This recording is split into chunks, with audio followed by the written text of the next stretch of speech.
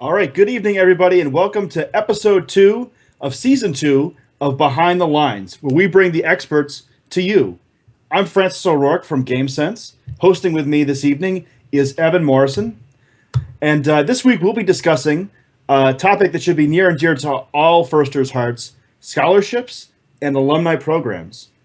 As usual, we'll have our presentation by our expert, followed by about 30 minutes of Q&A with you, the audience.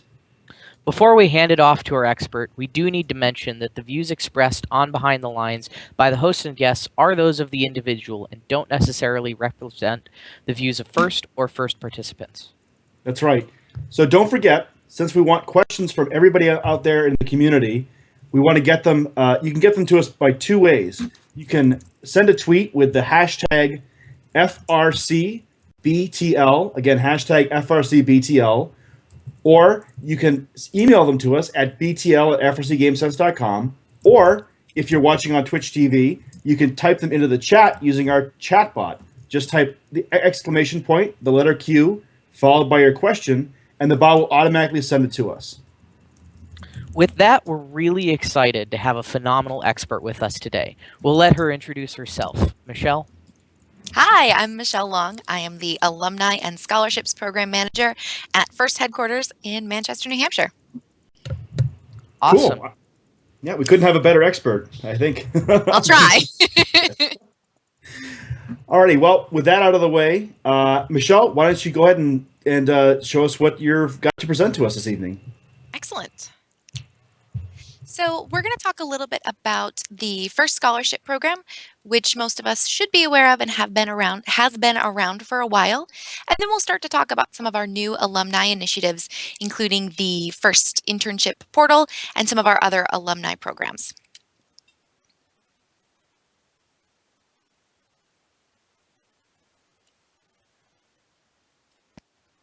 All right, so whenever we start to talk about any of our alumni programs, the most important thing to do is to look back at the mission of FIRST. We all probably have this memorized like we do the Pledge of Allegiance, but we'll take a second, let folks kind of read through here and think about, why we all do FIRST, what we're doing here, and then what our alumni programs are here to do afterward. They're really to help us, at first, encourage and continue to help our youth participants continue to become those science and technology leaders and innovators. So tonight we're just going to go over a couple of different things. We'll do just a basic overview of what is an alum. We use that term, how we really use it when we're talking about our alumni programs, what those programs are, and then delve into a little bit more information on each of them, including the First Scholarship Program, how it works and how you as a user can use it. How the Internship Portal works, same thing. How does it work? How can you use it? Same thing for our alumni networking group. And then the other alumni stuff that we have working. And then because we couldn't work with or for Dean without it, we'll give you some homework at the end. So when we say alumni, what do we mean? What we're really talking about here is students who have participated on any of the FIRST programs. So and when we talk about our alumni programs, we're talking about any of the programming or engagement pieces that we make available to you as former FIRST participants after you've completed participating in our programs, especially those right after high school. So the first one that we're all sort of the most aware of is the First Scholarship Program. So everything you could ever need to know about the First Scholarship Program is available online, currently at usfirst.org/scholarships. That website has all the information that you need for college scholarship applications, all of the details for scholarship providers who are making scholarships available specifically to FIRST participants that you can take advantage of once you become alumni.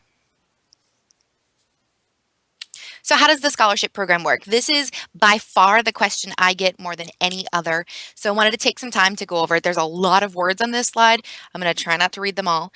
But it's really a partnership between FIRST and scholarship providers. So there is not a pile of money that I or anyone else here at FIRST Headquarter is sitting on that has, millions and millions of dollars worth of scholarships. We here at FIRST don't fund any of the scholarships. They're all funded by the scholarship providers that you see on the website. So each scholarship provider gets to determine a lot of things about their scholarships because it's their own funding. So they're deciding everything from the amounts that scholarships are being made available for. So that's whether a scholarship is available for one time for $1,000 or renewable for multi-$1,000 over the course of a number of years. They're also making decisions on what the criteria is going to be for applicants. So that's everything from whether you have to be pursuing a particular major or if you have to have participated in either or both FRC or FTC or any number of other pieces of criteria there. Scholarship providers are also the ones who are deciding where scholarships can be used. This one is kind of, I think, what makes the first scholarship program the most unique in that the vast majority of our scholarship providers are specific colleges and universities who are offering funding to first participants to attend school at their campus. So if you're looking at the scholarship program and you see a scholarship that's available at, let's say, Kettering University, that scholarship is really only usable at Kettering University. So you only want to apply for it if that's a school that you're considering going to, and if you're ultimately awarded that, you'll only get that money if you go to school there. Very commonly, we get questions from scholarship recipients who potentially look to transfer schools after they've started somewhere, wondering if that funding is transportable. So again, if that funding's made available by the school, not usually able to take it away from that school. The good news is that we have a growing number of corporations and foundations and other groups who are making scholarship funding available to first participants and alumni that can be used at any number of schools, if not any schools of your choice. So always worthwhile to kind of look through the program at the different scholarships that are being made available. The other most important piece here is that all of the applications and selection decisions are made by the scholarship providers themselves. So if you, let's say, miss a scholarship deadline and you're hoping that you can submit your materials after that deadline, asking us here at first can't do much work or can't do much help because we're not the ones collecting that application. So you'll want to reach out directly to those colleges or universities or other scholarship providers. And then we kind of look at what does FIRST do in all of this process? So the scholarship providers have a lot of work that they're doing to try to get FIRST students interested in their scholarships. So what we do here at FIRST and what I do is really making that connection between those scholarship providers and first participants and alumni and mentors. So what we really want to do is make sure that folks on teams are aware of these opportunities so that if your studies take you in those directions, you're able to take advantage of the funding that's being made available for you. We also work with potential new providers to develop new scholarships. So we see each year a number of new scholarship providers in addition to those who have seen the value in making available first scholarships coming back year over year. We're seeing new folks cropping up every year. So we're working with them, really making sure that they understand what the first experience is about, why they would be interested in recruiting first students to their campus or supporting you in your education endeavors. We also work really hard to provide first knowledge and best practices to our providers. So if we have a new scholarship provider who doesn't know a lot about FIRST other than, that there's these really cool things with robots that are going on, we work and educate them about the ethos of FIRST and all the other really interesting and useful skills that you're gaining as a member of a team. We also provide them with templates for scholarship applications if they don't already have those. And then we host everything at usfirst.org/scholarships on their behalf. So it's not an additional thing that each school has to host on their own. So you as a scholarship seeker don't have to spend all of your time looking at the individual sites for each of those schools. You can go to one place to find everything and all of the scholarships that are being made available specifically for first participants. And then lastly, at the end of every year, we're working with our scholarship providers to collect data on how the program went over the course of the year. So that's everything from how many applicants did they receive to who did they make those scholarship offers to, and ultimately who was awarded that.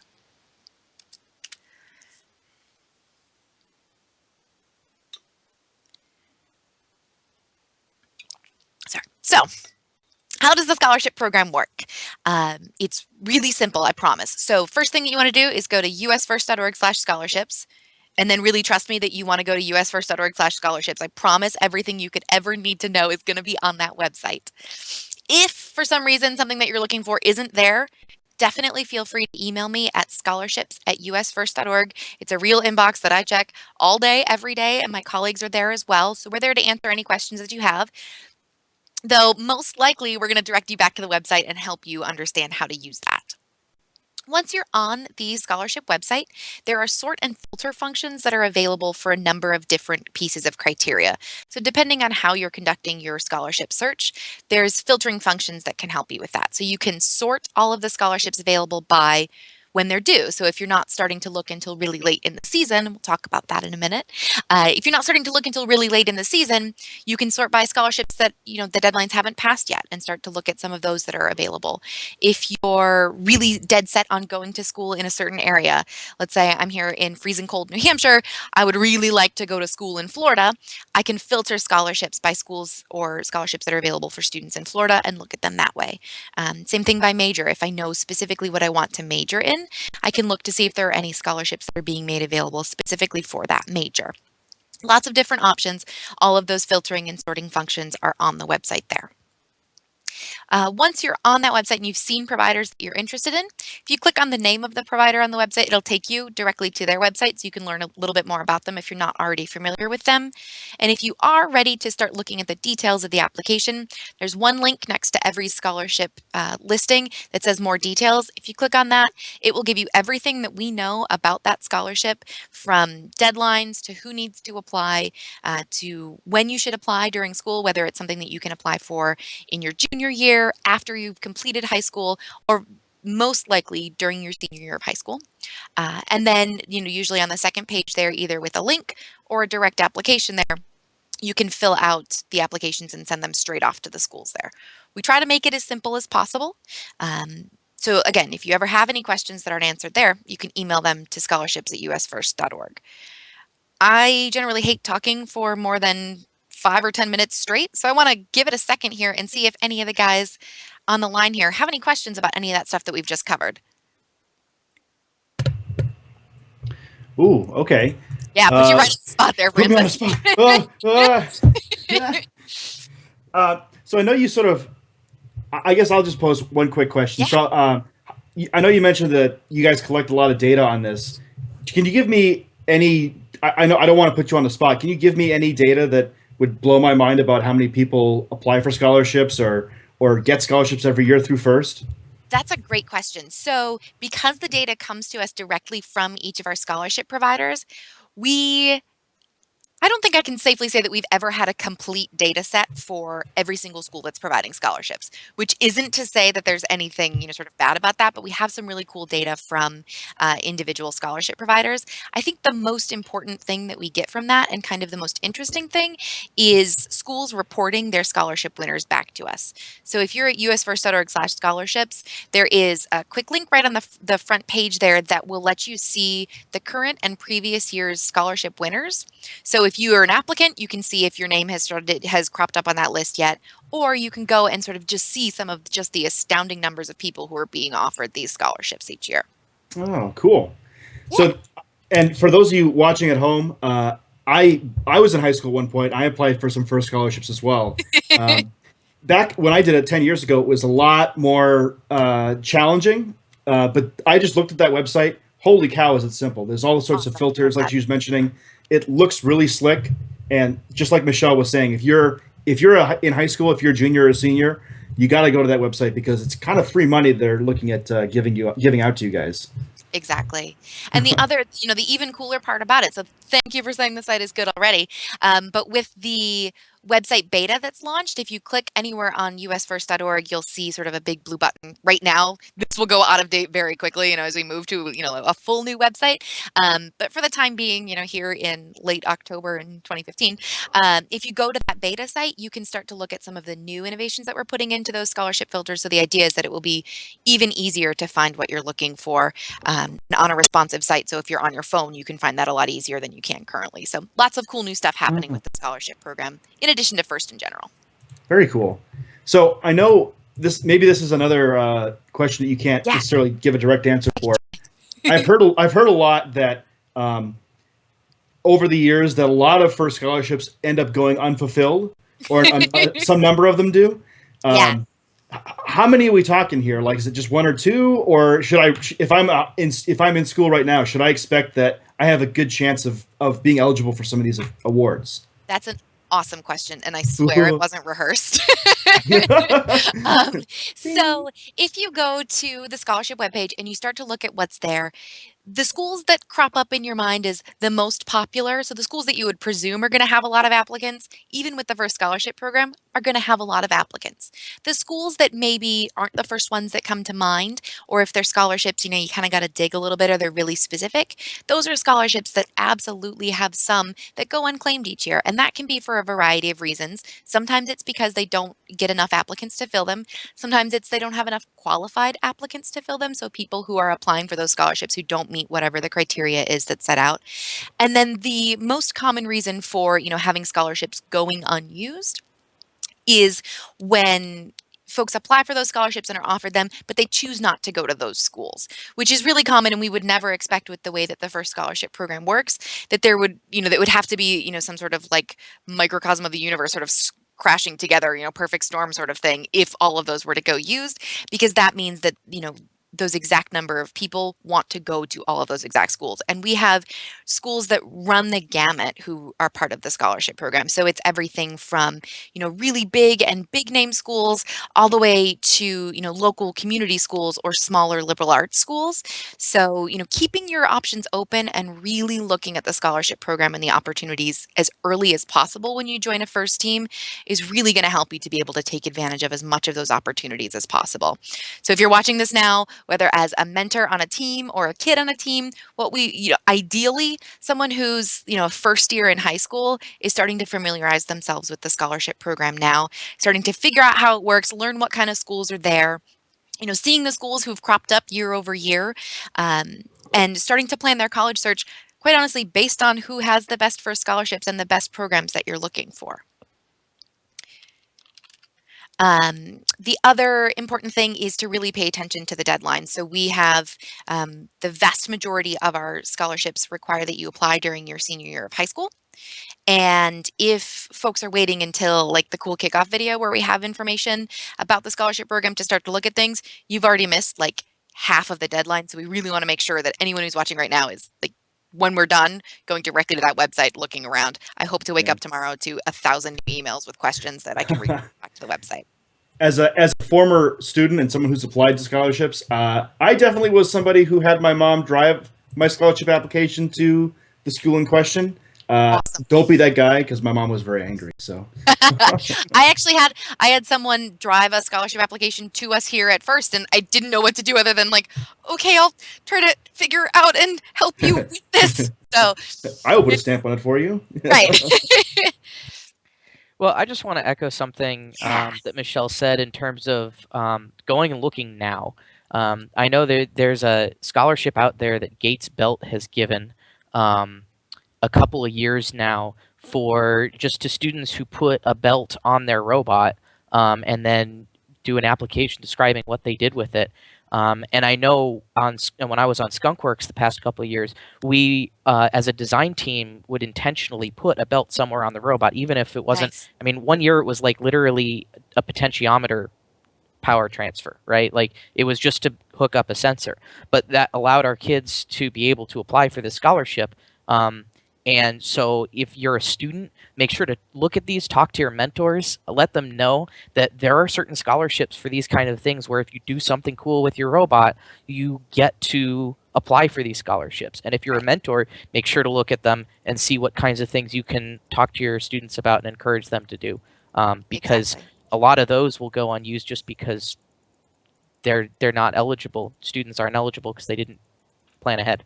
Yeah, Yeah. that's exactly right. And so, really quick, I'd like to introduce Stephanie Morrison. Stephanie is the director of GameSense and Behind the Lines. Stephanie is also the 2008 winner of the WPI Paul Allaire scholarship, which, if you look it up on WPI, that's a full Awesome 4-year scholarship. full tuition scholarship to WPI. Stephanie, do you want to tell us a little bit about your process, how you went about applying for your scholarship that you eventually won? Yeah, definitely. It was it was definitely an intimidating process. Yeah. I wasn't sure.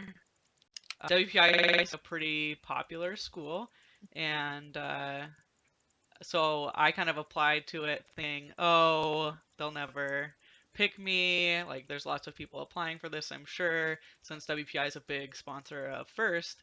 And so that scholarship had definitely been well advertised, I thought. And I was really that I found out about it in my junior year. One of my mentors told me about it, and that's how I found out about WPI and really started looking into it. That's great. And I would definitely recommend any sort of personal relationship you can get with admissions at WPI, where I started, and kind of from there found out who actually decides the scholarship, and got in connection with some of the past winners, and they actually sent me their essays, and I got to That's read awesome. past winning essays and kind of see what had been successful before and tailor my essay to that.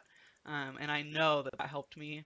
And being able to have a one-on-one conversation with an staffer who ultimately kind of decides the scholarship, Yeah. I was kind of able to get sort of the inside scoop on what they were looking for. And I know that that's not something, I mean, that's something I'm sure you can find with a lot of the scholarships. It's just a little extra digging. Right. So, yeah. Yeah. And pre-planning too, really Yes. important to think about it ahead of time. Yeah, Um, I'm from Seattle, so I mean, I'm not anywhere near WPI. wow. It just happened that I was able to schedule. I asked when I went and did my visit, asked admissions like, would it be possible to meet with Ken in the robotics department, and they were able to make that work, and yeah, it worked out.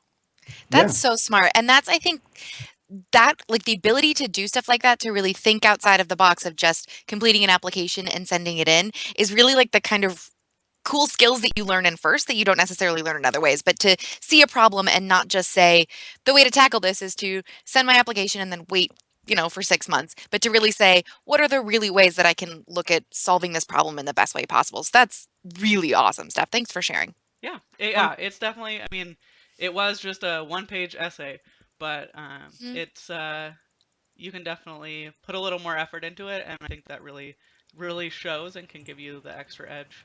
I know I spent months on that one-page essay, and that was not something I would do for school. So, Yeah. but it paid off. So, That's great. That's awesome. And there's so many scholarships like that that you, as first participants, have the ability to, kind of go that extra mile with. If you think about a lot of the events that go on, at the FRC regionals or district events or district championships, that have scholarship row events within them. So one of the cool benefits of being a scholarship provider is that you have the potential to be able to go to one of those events and have like a mini college fair within your regionals or your scholarship rows. We do a huge one at championship. So if you are at those events and you see that kind of thing going on, it's well worth your time to go and talk to the people at those booths. More often than not, they're the people who are either making those scholarship decisions, like you said, or they're the people who can help you figure out who is and really, get the right sort of foot in the door there. yep, that's definitely. That is how I got my in. I met Karen Gotti from Yep. WPI at. Karen's amazing. Yep, She is at anytime you see a WPI table anywhere, yep, 97% of the time it's going to be Karen there. She's yeah. awesome. Yeah, so I met her at World Championships in 2007, and Yeah. that's kind of how I got my That's great. started my relationship with admissions at WPI, and That's from awesome. there. Yeah, That's really great. Thank you so Cool. much. yeah. Awesome. So sorry to like derail everything and kind of go off script, but No, that's good. I like talking to people instead of talking at people. Yeah, it's definitely more fun that way. Yeah. So we can pop back. I know that we want to, be cognizant of time. We don't have all the time in the world. So once you start to look at different ways to apply for scholarships, some of the important things to kind of know about the way that the deadlines fall currently. So this is a snapshot of as of like last week, the scholarships that we had confirmed for this year. So we have like I know an exact number, but we'll say over $22 million in potential scholarship funds that are being made available by almost, I think right now we have just under 140 confirmed individual scholarship providers. We expect to have more than that over the course of the next couple of months. So you want to keep checking back in at the scholarship program to see what's new and what's available now. But the really important thing that I wanted to make sure that we covered tonight is when most of the scholarship deadlines fall. So if you think about college, You're getting your admissions decisions in May. You're going to want to know whether or not you're getting scholarships well before they start to tell you whether or not you can come to school there, so you can use that to make your decisions. So, if we back up logically on the calendar there, that means that scholarship applications are going to need to be due at least a month or so ahead of time, so they can start to make those decisions and really, give them the ability to review those. So the graph that we're looking at in front of us is all of the scholarship application decisions for what we had as of last week. And then the two X's there are showing the kickoff and championship. And you see that big spike that goes up right in the middle of build and competition season for FRC. So I want to make sure that anybody who's a senior on a team, I can't possibly say it any faster if there was some way to jump through the computer and say, seniors, please listen, this is really important to look at this now to say, if you're interested in applying for scholarships this year, you absolutely have to do it before kickoff. If you wait, you're done.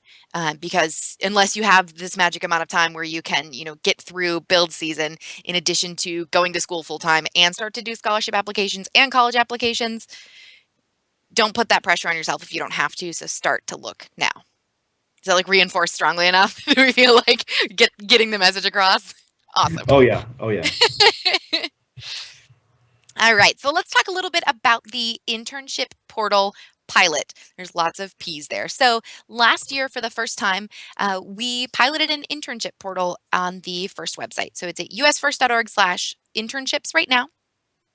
It's a place that you can go on the website to learn about internships that are available at internship providing sponsors. Oh, sorry, I switched slides too fast there. So if you go to usfirst.org/internships, you'll see a number of companies who have internships that are available over the course of the summer, and they're interested in filling those with FIRST alumni. So this is something that's really key for current alums. So the scholarship program is something, for the most part, you're going to apply to while you're still on a team, but you're going to get to sort of reap the benefits of it once you are an alum. The internship program is kind of flipped on its head, whereas most of the benefits that you're going to get, they're looking for current college students or beyond, so start taking advantage of those internship opportunities. Most of them are, a company's internship opportunities that they have, company-wide, but that they really want to fill with FIRST students. There are a couple of particular ones that are specifically available programs for FIRST alumni, which are really cool. Specifically, it's currently closed, but we're working on opening it and getting it ready for 2016. The SpaceX FIRST internship is a really cool program that we've had going. We're going into, I think, the 4th year of it. Yeah, so SpaceX sees how awesome FIRST is, and they actually invite high school seniors from FIRST Tech Challenge and FIRST Robotics competition teams to apply for an internship. You apply during your senior year of high school, so while you're still on a team. But then if you are offered an internship, you don't do that until after your sophomore year of college. So they're able to stay in touch with you, really make sure that you're gaining the skills that you need in order to really work at SpaceX for a summer. So really cool stuff. Like I said, that's closed right now, but we are working on getting it open for this coming season. So again, really cool stuff, really awesome opportunities. And we look to continue to see that internship portal grow. Lots more sponsors and organizations who support FIRST wanting to hire students to do internships, specifically in the summer. But, when you think about it, a lot of times, I can speak from my experience, my first internship turned into my first out of college job. It doesn't always happen that way. Nobody guarantees it. But if you are a good intern, you prove your worth, there's a lot of opportunity to continue to grow with somewhere that you've done an internship. Yeah, and sort of just to interject there real quick, the last 3 companies I've worked at, all of them have had at least 5 to 10 either interns or full-time employees, young full-time employees that all had FIRST experience. Awesome. So it's a thing that if the employer gets it, they really get it. They understand the valuable skills that being a FIRST student can get you. So right. And I'll add to that too. Yeah. My first internship out of college was at the company that I personally recruited to sponsor my team my senior year of high school. Nice. So they had no pre-existing relationship with FIRST, and I recruited them, and then I had contacts there. I got an internship, and now they sponsor a whole mess of teams in the area. That's awesome. So yeah, it works the other way too. That's really great. That's really awesome. So then the last thing that I kind of want to touch on a little bit are some of the other alumni things that we have going on. So we have a networking group on LinkedIn. If you go to usfirst.org/alumni, you can look at how to join that group. It's a link that you click and you ask to be invited to it.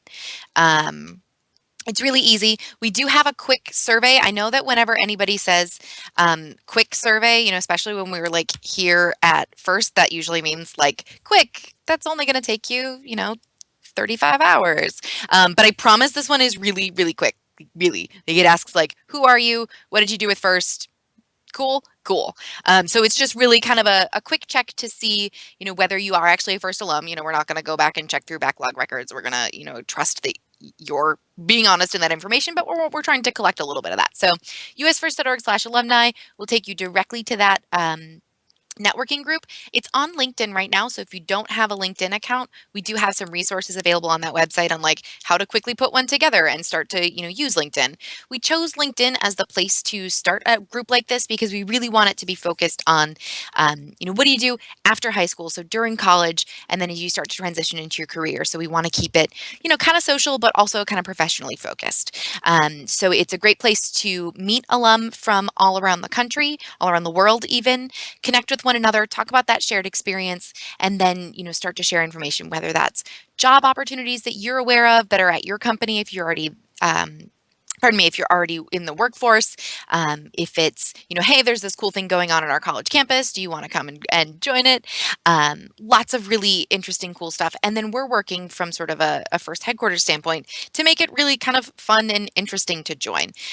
So one of the things that we were able to do a couple of weeks ago is to pre-release the beta of the new First website so that alumni who are part of that group were able to be kind of among the first people outside of, First headquarters and the groups that we were working with already to experience that and to start to give us feedback on it. We want it to become something that's impactful both for our alumni with careers, college pursuits, but also, to kind of keep you engaged with First. But we don't want it to be a one-sided thing. We really want it to be a conversation and a network that's really formed there. So join up. I am approving everybody. So definitely really cool, really easy to join, easy connections to make with other people. So talking about First Alumni, so we are still working on how do we engage First Alumni? So those of you who might be, older mentors on teams, those of you here on Behind the Lines can definitely speak to like collegiate alumni groups. So we have, when you start to talk about what happens when you were part of an organization and then what do you do, after you've, kind of finished that part of it, you become an alum. And what does that mean? And how do you want to continue to be engaged? What's the right amount of engagement? How should we keep people involved? So we're really starting for the first time, I think, to really explore how we want to keep First alumni engaged after you've completed, the progression of programs there. So some of the really obvious ways to keep alumni engaged are as volunteers, as mentors, things like that just are kind of the natural things that we're doing anyway, but that we at First headquarters and sort of at First in general can help to do and help to make it easier for you to get involved and to stay involved in those different ways.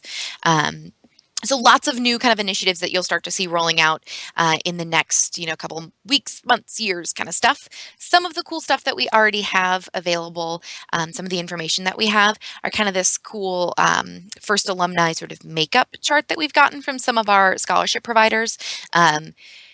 Just really interesting to think about some of these large universities that have such an overwhelming presence of First alumni on them right now. So these are all really up-to-date numbers. So this is as of this year, the people starting on these campuses this year. So if you're a freshman in college, kind of thinking about what that campus makeup looks like. I mean, it's insane to think about a school as large as Capital Technology Institute in Maryland having 35% of their incoming freshman class have First experience. Like it's just kind of mind-boggling, to have that kind of groundswell of people there.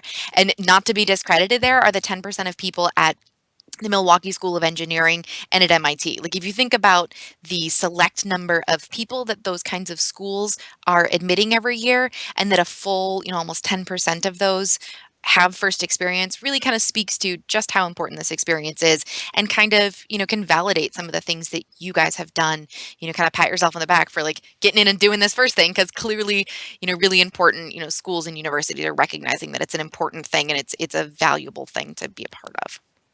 So the homework, it's really easy homework, I swear. I know. It's not like scary level homework, even though I'm pretty sure in this picture that I stole of Dean from somewhere on our website, like he's probably giving really intense homework in this picture. Mine isn't that bad. It's go to these websites. Explore the opportunities that are available at usfirst.org/scholarships, especially if you are a high school team member. Like, no question about it, you absolutely must if you're a senior on a team right now. And same thing for usfirst.org/alumni. If you're a senior on a team, you can start to take advantage of some of these opportunities now. You can join that LinkedIn group now, even as a senior. Same thing, for folks who, like you guys here on Behind the Lines, join that LinkedIn group, take advantage of those opportunities and really, start to connect there. The other thing is, I just sort of like first personally, like I have, Facebook and Twitter, and please feel free to connect. And I'm here to answer any questions that you have and to really make sure that we have, opportunities available for you and we start to develop programming that's really what you want. I think that's the end of the slide thing. There might be one more slide that is just my contact information. Yeah. So questions about alumni internships and scholarships, either of those emails always comes directly to me. Same thing, feel free to connect on Twitter and Facebook as well. And I look forward to answering the questions that'll come up now and then continuing to kind of interact with you guys and see you at events, do really cool stuff and continue to grow alumni programs and the scholarship program. Awesome. Well, thank you so much, Michelle. This was a really packed full of content and just really great information all around. So before we go into our question period, we've got a few already in, but if you do have a question, make sure that you can get it to us by either tweeting at FRC GameSense with the hashtag FRCBTL, or on Twitch. If you're watching on Twitch, you can type !Q and then your question, and we'll get it that way. Or you can email it to us at btl@frcgamesense.com. And with that, let's bring up our first question here.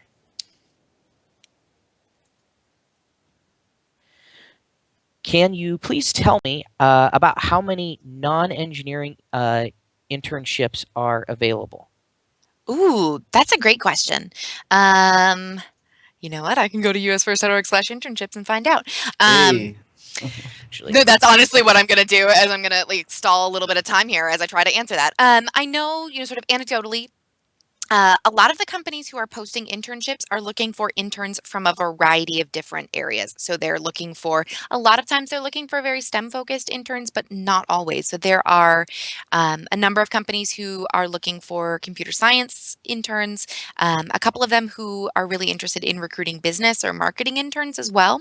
So lots of opportunities. And what you'll see at usfirst.org/internships, if you click on the details, a lot of those companies, like I said, are looking just for interns in general, and interns with any kind of first experience are going to get a little bit of that leg up there. Awesome. And we also have a kind of a follow-up to that is non-engineering scholarships as well. Yeah. I know a lot of the scholarships that are available are kind of either focused on engineering majors or whatnot, but not all of them. That's About correct. how many, maybe? That's an awesome question. So about 40% of the scholarships that are currently available are specifically for engineering majors, so like mechanical engineering, electrical engineering, things like that. The other 60% are either for other STEM majors or are open for any majors. Awesome. And I think Awesome. All right, let's move on to our next question here for the evening. Coming right up here. All right, what kind of scholarships are available for students who are already in college? I know that it's mostly focused toward current participants as opposed to alumni of the scholarship program, at least. But what kind of opportunities are there? Yeah, so that's a really great question. And that's something that we're trying to work with our scholarship providers to help to encourage them to, continue to offer scholarships and make scholarships available to students who have already progressed on to college. Right now, there's just a couple, like like 10 or so out of those 140 that are available for applications for students who are already in college. But we're really hoping to be able to continue educating scholarship providers to make those scholarships available to alumni and older students as well. But even then, having even just 10 is still pretty good Yeah. because honestly, I expected it to be 0. But I think we got a next question. If I know or am affiliated with a school that should have a scholarship for first person space but currently does not, how do I get them involved? Awesome. If as a student coming in, maybe, and I know that the school doesn't, but they really should. Fantastic. So whoever sent in that question, you're amazing. Email me. So email us at scholarships@usfirst.org, and we will, and let us know what the school is. If you have any contact people, if you're the contact person who just wants to say, hey, I just need the information to know who to talk to, I can get that to you in 2 seconds. If you are even unaffiliated with a college, if you just say there's a college in my town or a college that I really want to go to, and I can't see a logical reason why they wouldn't make available first scholarships, send me that information as well, and we can start to begin conversations with those folks as well. So awesome question. Answer, email us. You can tweet to me as well. I'm not so super great at Twitter, but I'll try. It's okay. Twitter can be a little confusing sometimes. Francis is the only one on GameSense that really knows how to use it. Perfect. Just because you guys don't try. But anyway, that's tweeting Francis. No, no, I'm kidding. Yeah.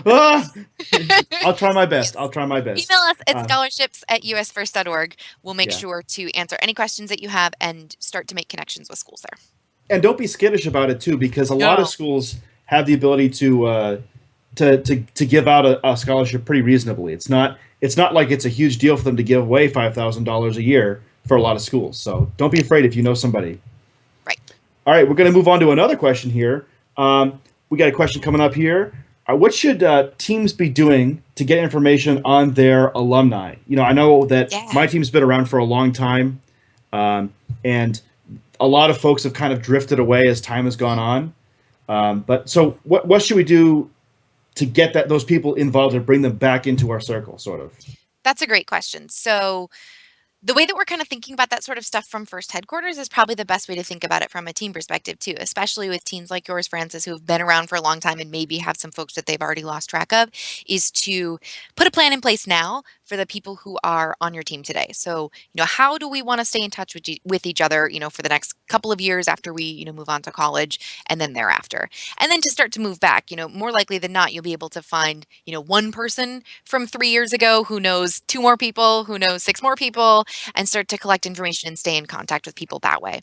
The other thing is contact for contact's sake doesn't do a lot of good for anybody. So you want to have a reason why these people should stay in touch with you. So whether that's we want to show off, the cool new things that we're doing here, or there's your 10th reunion at the high school is coming up. Come and see what the FRC team is up to now. Or hey, we're going to this event, or we won this award, send out newsletters. So really make it worth their while so that when you do reach out to them or you do collect contact information, there's a reason for it. And they feel appreciated and excited and want to re-engage there. And that's an extremely good point, Michelle, because when it comes to sort of, I don't want to say this is marketing, but when it comes to sort of marketing, you want to try to give people things that they're interested in. You want to make them want to hear from you, so that when the time comes that you need you need to sort of ask them for something, whether it's for a tweet or a like or even a donation, they're engaged and ready to help you out. Exactly. All right. Well, I've got the next question coming up here. Some really great questions so far. What can teams do to make our kids more aware of the scholarship opportunities? I know as an active mentor, have been for a while, it can be really hard to get the high school students to focus on something like college and scholarships and actually sit down and do it. Yeah, I think that we've found here in Manchester, New Hampshire, we have Team 238, the Cruising Crusaders. We have a lot of teams in Manchester. My colleague, who generally, when it's not 9:30 at night or 10 o'clock at night, sits right next to me on this side, and she is the business mentor for that team. And she's found some really awesome success with talking to parents. So if you're a mentor on a team, the easiest way to get people interested in the scholarship program is to talk to parents and say, hey, Did you know that because your student is doing this, they have the opportunity to apply for, multi-millions of dollars worth of scholarships? Most parents aren't going to say, nah, not interested. So really important there. And also, really good to talk to kids about, hey, you want to go to college? Cool. What does college cost? And if somebody says, I don't know, I'll just take out loans or something, really to start to talk about it that way. Some cool new stuff coming to FRC this year. So historically in the kit of parts, you may or may not have noticed as far as scholarship program materials go that we've put, envelopes and, brochures and stuff. Some teams really use that information. I think a lot more teams than are willing to admit it just kind of go, it's not sweet robot stuff. Let's just keep digging here. So what we've done this year is put hopefully some interesting, more kind of exciting material in there. I'm not going to say anything more than that other than hopefully it will be a little bit more useful. There's still, the website to direct people to, and then, information that's available at every regional too. And sort of to just really quickly touch on what you said before, Yeah. If you're applying to college, you may think that $5,000 is not a lot when you're faced with a $30,000, $40,000, $50,000 a year bill. But as somebody who went to college and as somebody who is currently paying off his college experience, Yeah. if somebody handed me $5,000 today, I would be extremely happy. And Right. especially if somebody did that 4 years in a row, I would be wicked happy. So Yeah. don't think that $500 or 5,000 is nothing, because it's Right. something going forward, in the future. That is absolutely correct. I am personally this close to writing my last check to my school, and it's I'm so excited about it, and the ability to have gotten to write maybe one or two less of those, or to let that check be a little bit less every month. I kind of kick myself thinking back at some of those opportunities that I missed. Yeah, definitely. I mean, the ability to supplement other financial aid opportunities or loans with something that you don't have to pay back. Right. And this is kind of where the parents come in too, is they understand a lot better what that Right. really means after you graduate than a high school student, Right. and they should. And also in terms of getting stuff in the kit, really, I mean that's great, but we're doing this now because you need to start doing this now. Right. By the time it gets to kick off, if you're a senior, as you showed in your presentation, it's almost too late, especially if you've got your whole build season too. So Right. definitely jump on these right now.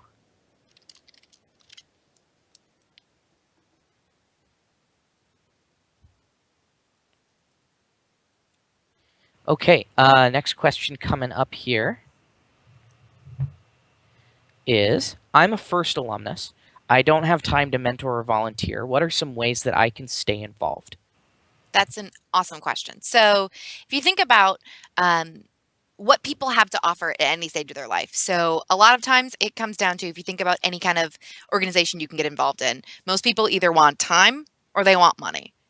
Most points in your life, hopefully, if things go really well, you might have one or you might have the other. So thinking about each of those options, kind of together or separately, and looking at, if you don't have, copious amounts of time or money, what can you do in small scale to either help out a team or to help out a region or to help out, the mission of FIRST in general. So if you don't have the opportunity to donate, that's okay.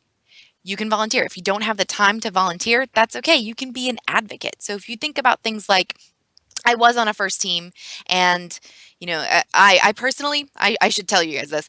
I wasn't on a first team. I come from this very small corner of Michigan that has no or very few first teams in it, and when I was that young, had none. Yeah, exactly. You saw me starting to do the hand. So I didn't have this opportunity when I was in high school, but now that I have gotten to discover FIRST through friends and for being a part of headquarters for so long, not a day goes by when I don't talk to my 7-year-old, oh gosh, she's like 12 now, my 7-year-old niece, my 12-year-old nephew, about, joining First LEGO League, or joining First Tech Challenge. And, thinking about that as, just as much, that impact that I might have talking to those kids about getting to be a part of those programs could be in some ways as impactful as, being an active mentor or, being an active volunteer. So really looking at what you have the ability and the bandwidth to do, and thinking about the different ways that you can promote FIRST, retweeting stuff on Facebook, sharing the, FRC teaser trailer that came out last week. Lots of different opportunities that don't have to take a lot of time or don't have to take a lot of money, but can still be really impactful. Yeah, and I've been mentoring for many years throughout college and whatnot. It doesn't work for everybody. Right. Certainly, I would not prioritize mentoring over your schoolwork Right. if you're in college. But I went to grad school at Purdue, and when I was there, I really didn't have any time Mm, while I was working on my thesis project to stay as involved as I had been. right. But Purdue hosts a regional on campus, now a district, right? Um, and so when that was starting to come around, everybody and anybody that I knew that that was happening on campus, what day, when, and that they should show up and check it out for an hour. Awesome. And that's the kind of thing that you can do if you're in college, if you work somewhere that there's a local event or whatever. Just Hmm. advocate, get people aware. It takes no time. Exactly. Yeah. All right, we're going to take one last question here before we sign off for the evening. Here it is. It's going to be any suggestions on how to sell my first experience when I'm applying for an internship or a job? So, great question. Think about all of the different things that you've learned within First. So, we started to say, a lot more lately as almost like a catchphrase, that it's more than robots, but it really is, but it's also robots. So thinking about what you've done in a first team and thinking about, what the internship is or what the job is or what the scholarship is, what the major is that you're applying for, there are so many really clear lines that you can draw between what you've done on your first team and what you want to do either in that job or in that school. I know that's good. It sounds like such an easy answer, but it's a lot of introspection. So if you think about, okay, I was on the drive team, and that's let's say that that's all you did all year. Doesn't ever sound like something that a lot of people would just be on the drive team, but if that's what you did, and let's say now you want to apply for an internship, um, working in a marketing department. So how do you, parlay that experience of, running your robot? You start to think about the teamwork skills that you had to learn. Um, the ability to work with people, at maybe higher professional levels than you. So if you think about the judges, they're coming from really, high level professional capacities, and then maybe you also, it was at an event where there were, first Lego League participants as well. So, kind of mentoring youth and thinking about all those different connections that you can make. Yeah, Do you guys, I Evan or know. Francis, have anything? Yeah. I know that this is not to speak for Ty because he's also a guest on the show, but Ty he works at the same company I work at, and he a lot of what he does for work is he fixes robots for a living, Nice. and that is very oddly specific. But if you think about it a little bit more, thinking on your feet, being able to work quickly and in teams, and to Yeah. ascertain the information you need is a skill that First can teach you that it's really hard to come by in a working environment, Right. especially at a young age. So Absolutely. Yeah, and we're gonna. we had a question at the very beginning about non-engineering internships and Hmm. scholarships and that kind of stuff. Um, if you've been in first and you're not interested in going into engineering, which is totally okay because there's so much in first that isn't engineering, that's still more experience than almost any high school student is going to have Yep. in as it relates to marketing, business, talking to judges, presenting in front of Hmm. people, etc. And absolutely, you can leverage that. Just because you're not going into it doesn't mean that you shouldn't be sharing your first experience. Yeah, Absolutely. we're We gonna had do. Oh, I was just gonna just a quick example there. We had a woman from, local New Hampshire team who was an intern here with us in my department not this past summer, but the summer before. And she was on a team and, worked on the business team there and then was able to relay her first skills to an internship at first. But, again, not working in that, very engineering specific capacity, but to have that experience and to be able to do really cool stuff was really impactful. Cool. And sort of really quick, we're gonna go to the one final question here. We're gonna put up on the screen. It's we're gonna ask what kind of alumni internship opportunities are available. That's from gentleman Andrew Torrance. Um, Excellent. Great question, Andrew. So if you are at usfirst.org/internships, we have internships that are available from a number of different companies. So it ranges from that kind of cool SpaceX opportunity that we talked about. There's internships available from the Boeing company at Booz Allen Hamilton, Goldman Sachs, NASA, National Instruments, PTC, Texas Instruments, and then there's this really interesting Teal Fellowship as well. And that's just what's there as of tonight at 10 o'clock at night. So we expect a lot more stuff to be available there. And each of those companies are looking for interns with different kinds of skills. So some of them are looking for engineering interns, some are looking for computer science interns, some are looking for really anybody who has first experience and how they might be able to relay that into the business world in a various number of different ways. Cool. Well, with that, thank you to everybody who sent in their questions today. And big thanks to you, Michelle, for staying up late at work and answering questions and talking about all these awesome opportunities first participants have with us tonight. Yeah, and thank you guys so much. Thanks for having me, and thanks for doing the show. This is super cool. I'm glad to have gotten to be a part of it. So thank you, and thank you for being involved and active alum. Hey, there you go. Exactly. See, that's easy. Just start your own first show. That's all you got to do, Perfect. right? That's a way you can stay involved. Takes no time at all. No time at all. No, it's easy. But with that, I want to thank everybody watching live or on YouTube right now for joining us this evening. To let everybody know, our next episode of Behind the Lines will be Wednesday, November 4th, again at 9 p.m. Eastern. We're going to be talking about prototyping, something a little bit more robot related. As we get closer and closer to the full reveal of First Stronghold, we're going to look at how teams can do effective prototyping strategies to make a successful season. Awesome. So, with that, thank you to everybody for watching, and we hope you have a lovely evening. Bye-bye now. Have a good night.